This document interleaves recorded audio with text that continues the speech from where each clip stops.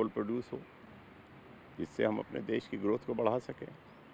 इसमें ये कहना कि साहब इसमें बहुत बड़ी घोटाला हुआ है, क्या मतलब है घोटाले का, कैसे घोटाला हुआ है? और अगर कैप्टिव कोल ब्लॉक देने से घोटाला हुआ है तो जितने हाइड्रो पावर प्लांट लगे हैं देश में, क्या पानी की कीमत दी गई है? अगर नहीं ली गई है तो वो वाटर स्कैम नहीं कहा जा सकता उसको। देश के सारे सूबों में लाखों करोड़ों टन मोरंग और बालू दिया जाता है। किस आधार पर दिया जाता है? क्या उसके बगैर देश में कंस्ट्रक्शन का वर्क हो सकता है? कोई इंफ्रास्ट्रक्चर तैयार हो सकता है? कोई बिल्डिंग तैयार हो सकती है? नहीं हो सकती है। तो उसको भी स्कैम कहा जाए? जो हमारे नेचुरल रिसोर्सेज हैं, नेचुरल मिनरल हैं, जो उनको हमें देना ही पड़ेगा अगर हम चाहते हैं कि हम इस देश की ग्रोथ को बढ़ाएं, हम इस देश की बेरोजगारी को दूर करें। लेकिन फिर 58 कंपनियों को शो कॉज नोटिस देने का क्या आधार क्या है? जो कैप्टिव ब्लॉक्स दिए गए थे, ये इमेजिन किया गया था कि ये लोग 3 साल 4 साल के अंदर देश में कोल प्रोडक्शन करने लगेंगे। कुछ लोगों ने किया भी। करीब 26 कोल ब्लॉक्स ऐसे थे जिन्होंने कोल का प्रोडक्शन शुरू भी कर दिया, लेकिन सैकड़ों कोल ब्लॉक्स ऐसे थे जिन्होंने कोल का प्रोडक्शन नहीं शुरू किया, जिन्होंने अपने एंड यूज़ प्लांट नहीं लगाए। अगर एंड यूज़ प्लांट न लगने के कारण उन्होंने कोल ब्लॉक का ऑपरेशन नहीं शुरू किया है, तो ये माना गया कि उनकी अपनी फॉल्ट है, उनको नोटिस जारी की गई। अगर कोई प्रॉब्लम ऐसी थी जैसे कि फॉरेस्ट्री क्लियरेंस नहीं मिल रहा, एनवायरमेंटल क्लियरेंस नहीं मिला, जिनकी जेन्युइन प्रॉब्लम थी, उनको छोड़कर बाकी लोगों को नोटिस दी गई कि आपको कैप्टिव कोल ब्लॉक दिया गया था एंड यूज़ प्लांट के लिए, आपने एंड यूज़ प्लांट बनाया नहीं, या उसमें आपकी अपनी कमी की वजह से, टेक्निकल कमी की वजह से किसी कारण से एंड यूज़ प्लांट आपका नहीं बना, तो आप उस कोल ब्लॉक को वापस अब लेते हैं। इसकी नोटिस उनको इशू हुई है।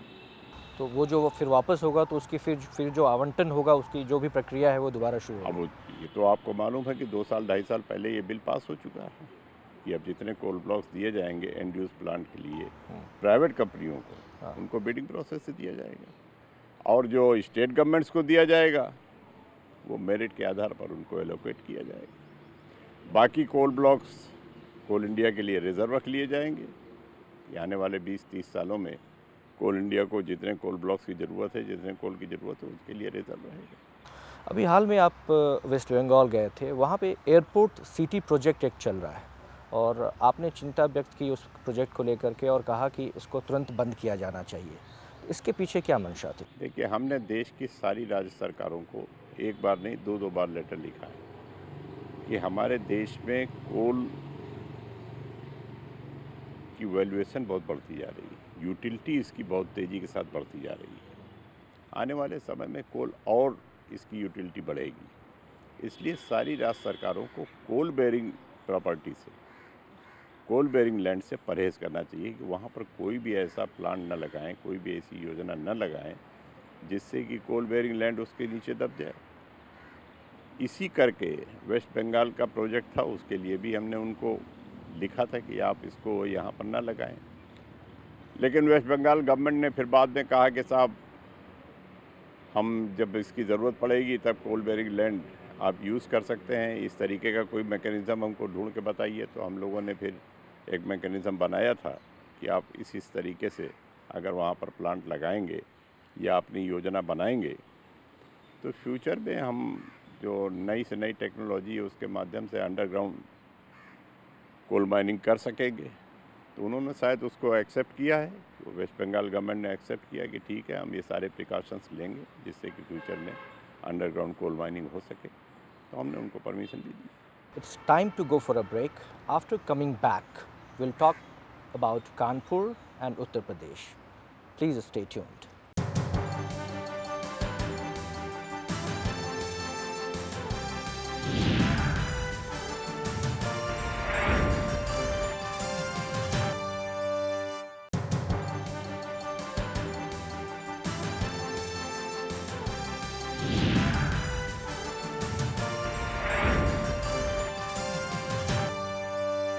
Welcome back. We are in talks with Coal Minister of India, Mr. Sri Prakash Jaiswal. Mr. Jaiswal, मैं बात करूंगा उत्तर प्रदेश की। उत्तर प्रदेश में पिछले चुनाव में अखिलेश यादव का जो अभ्युदय हुआ, वो जो उदय हुआ, इसके बारे में आप क्या कहेंगे? देखिए, अभ्युदय या उदय तो हम इसको नहीं मानते। आप ये कह सकते हैं कि उत्तर प्रदेश में समाजवादी पार्टी फिर से सत्ता में आई और मजबूती के साथ आई। इसका अगर आप कारण पूछना चाहते हैं तो उसका बहुत स्पष्ट कारण है कि लोग बहुजन समाज पार्टी को हटाना चाहते थे। 5 साल के उसके करप्शन से और उसकी पॉलिसी से ऊब चुके थे, उनको रिप्लेसमेंट चाहिए था। हम अपने को रिप्लेसमेंट के तौर पर दिखला नहीं पाए। प्रयास किया गया, जिस तरीके से राहुल जी ने प्रयास किया, हम उनको पूरी तरीके से रिप्लेसमेंट के तौर पर दिखला नहीं पाए। और उत्तर प्रदेश की आवाम को ये था कि जो इसको रिप्लेस करे, हमें उसको वोट देना। दूसरा, समाजवादी पार्टी ने जिस तरीके के अनाउंसमेंट्स किए, अलॉटमेंट दिए आम पब्लिक को कि हम एक साइकिल देंगे, हम लैपटॉप देंगे, हम बेरोजगारी भत्ता देंगे, उसका भी असर उत्तर प्रदेश की आवाम पर ख़ास तौर से जो 7-8%, 10% बढ़कर वोट पड़ा। लाखों लोग वहाँ रोजगार कार्यालय में रजिस्ट्रेशन के लिए इलेक्शन चल रहा था, उसी दौरान लाखों लोग लगे थे लाइन में, क्यू में, तो उसका भी असर पड़ा। तो बहुत सारी चीज़ें थी जिसका असर पड़ा। मुस्लिम वोटर पर इस बात का असर पड़ा कि अगर बहुजन समाज पार्टी बहुत नीचे नहीं गई तो ऐसा ना हो कि बहुजन समाज पार्टी बीजेपी के साथ मिलकर सरकार बना ले। इसलिए मुस्लिम वोटर ने समाजवादी पार्टी की तरफ वोट दिया। तो कुल मिला के बहुत सारे कारण बने जिसकी वजह से समाजवादी पार्टी मजबूत होती चली गई। इसमें कोई एंटी इनकम्बेंसी फैक्टर भी रहा? कुछ ना कुछ ज़रूर रहा होगा। अब हम जब 8 साल से सत्ता में हैं भारत सरकार में, तो नेचुरली कुछ ना कुछ एंटी इनकम्बेंसी फैक्टर भी रहा होगा, कुछ महंगाई का भी कारण रहा होगा। तो हम सारी चीज़ों को एक्सेप्ट करते हैं, कोई ना कोई बात तो जरूर। तिल तिल मिलकर फसाना बना दिया। वेल सर, ये तो आपको मानना पड़ेगा कि कांग्रेस का जो संगठन है उत्तर प्रदेश में वो काफ़ी कमज़ोर है, काफ़ी। और आप जैसे वरिष्ठ नेता जो दिल्ली में हैं, ये भी एक मेजर रीज़न रहा है। हाँ, तो आप लोग कांग्रेस की जो लीडरशिप है, जो टॉप लीडरशिप है, उनको शुरू से आप लोगों ने इस बात की जानकारी क्यों नहीं दी या क्यों नहीं बताया कि संगठन में चेंजेस की आवश्यकता है? क्योंकि आप एक बहुत ही वरिष्ठ नेता हैं कांग्रेस के। संगठन में चेंजेस की आवश्यकता नहीं है, आवश्यकता है ऐसा नहीं कहना चाहिए। 22 साल 24 साल से उत्तर प्रदेश में सरकार में न रहने के कारण, सत्ता में न रहने के कारण हमारा ग्रास रूट लेवल पर, ब्लॉक लेवल पर, वार्ड लेवल पर आम जनता से संपर्क कट गया।